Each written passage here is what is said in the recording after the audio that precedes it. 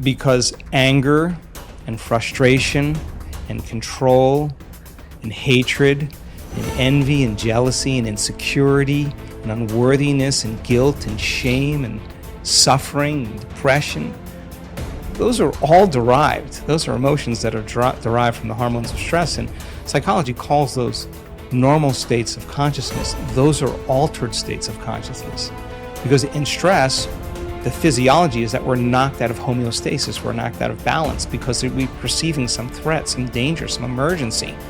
And so the stronger the emotion you feel to whatever stressor there is in your life, the more you pay attention to it. And so in time then, you have to keep your attention on all the important elements in your life. So you sit down to do a meditation, and when you're living in stress and you're living in survival, there's only 3 things that are important in that moment. Your attention is on your body because you got to preserve it. Your attention is on something in your environment, and what's in your environment? People, objects, things, places, and you're very preoccupied with time. And when you're in stress and you're in survival, the brain goes into a default mode, and it's naturally trying to predict the next moment based on what it's learned in the past. And so as you always try to forecast the future based on your memory of the past, you can't be in the present moment, right? So, and yet our model of change, what we discovered is that the only way a person can change is when they get beyond their body, they get beyond all the elements of their environment, and they get beyond that predictable future and familiar past, and they sink into the present moment, which is the unknown. So if you can't do that because of the hormones of stress, most people will sit down and they'll say, okay, I'm going to close my eyes, I'm going to start this process where I'm going to rehearse how I'm going to be today, and they start thinking about their cell phone. They start thinking about all their emails, and they start thinking, I can't meditate. There's something wrong with me. It's my mother's fault, And they actually believe that thought to be the truth, and then they get up and they actually reaffirm it and say, I can't meditate. Now, I can tell you that if you are willing to see that thought as just a thought in your brain, and you're curious what's on the other side of that thought, yeah, you're going to feel uncomfortable. But if you had some tools and skills to apply, and you were able to take your attention off your cell phone and settle your body back down into the present moment, that would be a victory. And then your body would say, come on, you gotta feel a little frustration now, you gotta be impatient, you gotta be judgmental, come on, that's what you always think, that's how you always feel. And you, like an animal, you settle the body back down into the present moment, and you tell it it's no longer the mind, that you're the mind. That's a victory. Then the body says, hey dude, you're super busy, you got a lot of things to do, you got a lot of people to see, you got a lot of places to go, you got a lot of things to do, and you've been doing the same thing every day. Your body's going to want to get up and do something. You're going to want to quit because your brain's telling you that you can't do this. If you had the awareness to settle the body back down into the present moment, you would be executing a will that's greater than the program, because most people lose their free will to those programs, and it's that tedium in the beginning that is an uncompromising will, where you keep training the animal to stay, to take all of its attention off the environment, to get beyond all the cravings, the feelings, the habits of the body, the drives of the body, and catch yourself defaulting to that predictable future, bringing the body back into the present moment, siphoning energy back, your attention into the past based on those familiar emotions of the past. We've discovered that if you're willing to do that for just a few days, you could actually liberate an enormous amount of energy from your body. You go from particle to wave, from matter to energy, and you're literally transmuting those limited emotions into elevated emotions, and something really beautiful happens if you're willing to fire the crucible and sit through that long enough. All of these emotions move, that energy moves right up into the heart, and a person starts falling in love with life. They start feeling this state of gratitude, this gratefulness to be alive, this ineffable word of relaxed and awake. And something really magical happens when we've discovered this little simple thing. When that energy makes it to the heart, there's only one place it wants to go, and it goes straight to the brain. So the person starts relaxing into their heart when they feel this feeling, and the more they relax into the heart, the more their brain all of a sudden starts becoming aroused. And they start going into these elevated gamma brainwave patterns. Now, gamma is not unconscious. Gamma is actually super conscious. It's actually super aware. You're outside the program now. So when that occurs and the brain goes into gamma brainwave patterns, what we discovered is it's not a little gamma. It's not a lot of gamma. It's not a whole lot of gamma. It's a supernatural amount of gamma. And we start seeing these brainwaves where we see theta start carrying alpha, and alpha starts resonating with beta, and beta starts creating high beta, and high beta starts creating gamma. And you see these standing waves of brain coherence happening. And the person feels so amazing that they don't want the moment to end. A day that never came, but has managed to spoil every game. One day that takes all the blame, the basis of all fear and shame.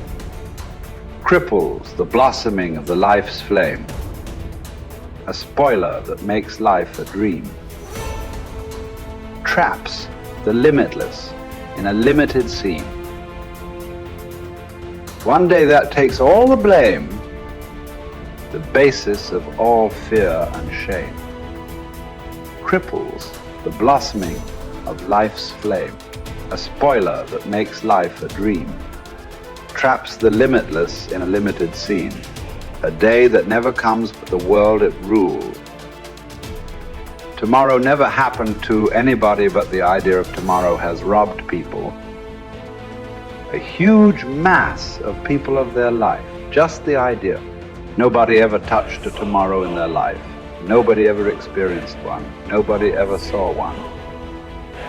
Just the idea completely robs people of everything that could be life. You can only behold now.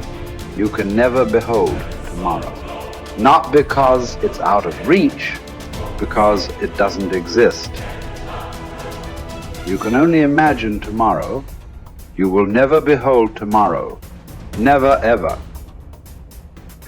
But still, for most human beings, it is this, an idea. An idea whose time will never come. It is that idea which drives most people's lives, unfortunately.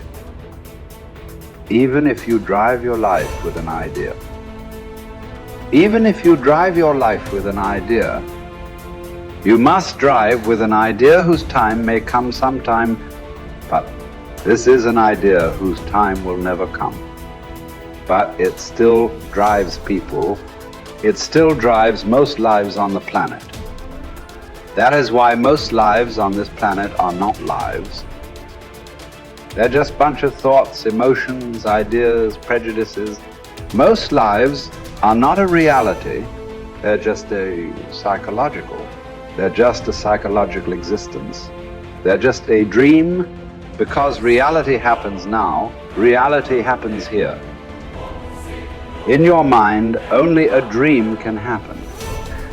And life and death will happen today. Dream is about tomorrow. It's better to dream of something that will come true. Tomorrow is a dream that will never come true. So, what you refer to as spiritual process, it's about knowing life. You can know life only today.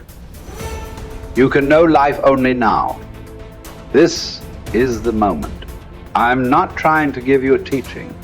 When I say this is the moment, oh, he said, this is the moment. It's not about that. This moment is not an idea. It is the only reality.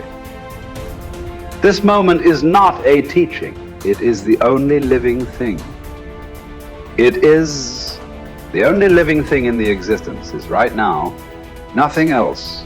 So don't try to understand it. Don't try to digest it. You just have to behold it in all its entirety.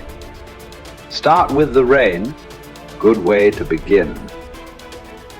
See how to address the larger issues of my life. There are no large issues in your life. What is the large issue that you're talking about? It is just about what job to take, which girl to marry, where to go for vacation, whether to get married or not get married, you know. These are the things, isn't it? These are not large issues. These are little things in your life. Yes. Oh, is it just a small thing whom I get married to? I'm not saying it's a small thing, but as an issue, it's a small issue, little issue, as a consequence to your life. Yes, it has many things. But this is something that human beings have done for millions of years. We have enough experience on these things, isn't it? We know that whatever job we take, whoever we marry, it is just the way we make out of it. Every experience of life, you can make it an enriching experience. Every experience in your life, you can make a curse out of it. See, there is nothing wrong in your job, whatever job you're doing. There's nothing wrong getting this job. There's nothing wrong in losing this job. There is nothing wrong in getting married. There's nothing wrong in getting divorced. There is nothing wrong in not getting married. There is nothing wrong in anything. There is nothing wrong in this or that, but it is just that you make misery out of it. That's wrong. You do this, you make misery out of it. If you do that, you make misery out of it. That's what is wrong with you. So you got married. Is it wrong? That's not the point. There's nothing wrong with it. You did not get married. Is it wrong? No, there's nothing wrong with it. That's wonderful too. You got divorced. Is it wrong? No, that's also wonderful. It is just that you make misery out of everything. That's what is wrong. You just address that one issue, everything will be settled. That's what we are looking at. How not to make misery out of everything? If this one thing is settled, everything is settled, isn't it? Yes, if you know how to walk through this world joyfully, through marriage and divorce and celibacy and everything, if you know how to walk through this joyfully, what is the problem? Whatever you do is beautiful, isn't it? If you don't even know how to be happy, don't have such goals as realization. They are very far away from you. Happiness is not just a state of mind, it is just the basis of the quality of life that you live here. Is it such a small thing, happiness? Oh, it's just a state of mind, is it a small thing? So, biggest issue, isn't it? If you are capable of going through this world joyfully, then you could talk about going beyond. If you are not even capable of going through this joyfully, talking about beyond is no good. There is no way. I'm telling you, there is simply no way. For a person who is constantly creating inner battles all the time, how will he deal with the bondages of life and how will he transcend that? There's no question. It doesn't arise in your life. So first thing is working towards to be a blissful human being. If that happens, the rest becomes very simple. Because a blissful human being, once your happiness is not at stake, anything that's needed you will do, isn't it? Right now, you cannot do what's needed because always your happiness is at stake. You are thinking which is the right thing to do, which is the right thing to do. There is no right thing to do in your life. There is no wrong thing to do in your life. If you know how not to make misery out of everything that you do, whatever you are doing is the right thing. If you are making misery out of everything that you do, everything that you do is a wrong thing. So that's the only issue you have to look at. Others are all petty things. What does it matter which way you do it?